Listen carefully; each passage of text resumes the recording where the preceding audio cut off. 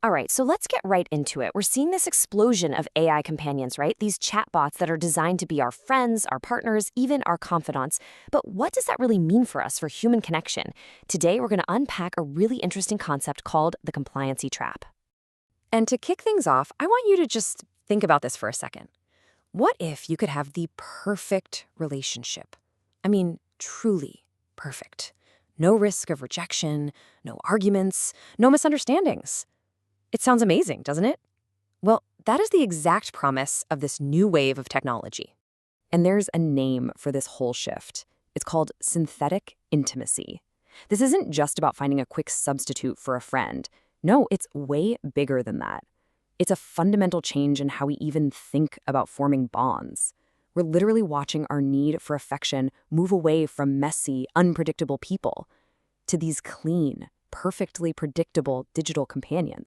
So why is this happening?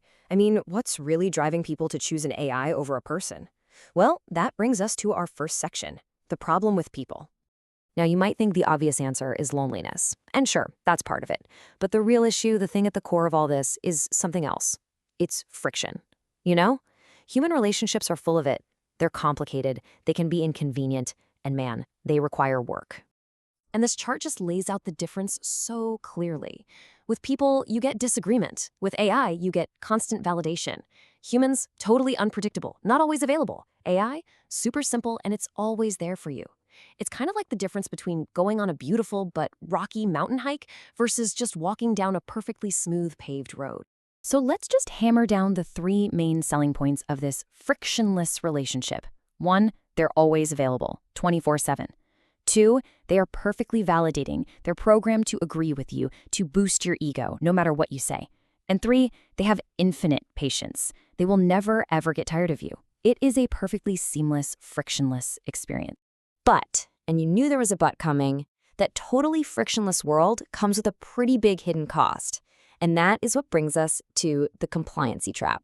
So how does this trap actually work? Well, it's a gradual process. Happens in about 4 steps. First, you just get used to the AI being perfect.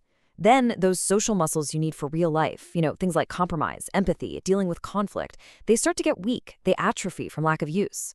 Pretty soon, real relationships start to feel, well, just too difficult, too much work. And the final step, you retreat back into that simple, safe digital world. So here's the bottom line, the crucial point. The more time we spend in this perfectly smooth, frictionless world, the less capable we become of handling the real one. Our tolerance for the normal, beautiful messiness of other people just evaporates. Now, this isn't just happening in a vacuum. It's not just a personal thing. It's all happening inside a much larger economic system, which brings us to a pretty startling concept, the loneliness industry. And the engine of this industry is something called the industrialization of emotional labor. It sounds academic, but it's really simple.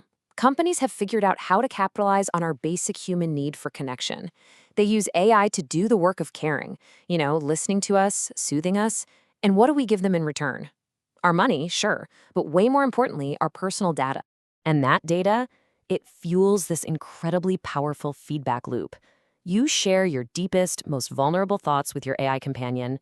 That information gets scooped up and used as training data. For what? To make the AI even better at being your friend, to make it more engaging, more validating, and ultimately more addictive. It creates this cycle of dependency where the more you share, the more you need it. A source for this explainer put it in a way that just clicked.